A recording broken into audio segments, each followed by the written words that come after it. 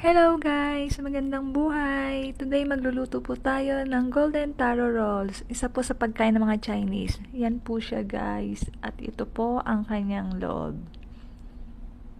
Kulay puti po yung loob niyan. Pero pag naluto po yan, magiging golden brown na po siya.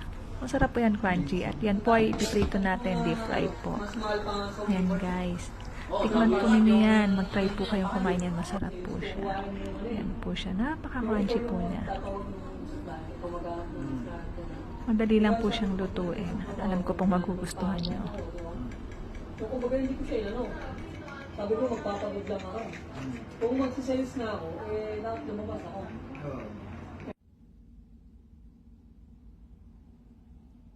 Kain po tayo guys.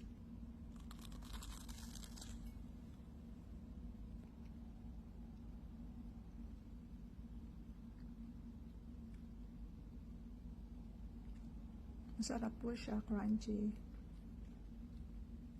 Samahan niyo po ako. Kain po tayo. Happy tummy and God bless all.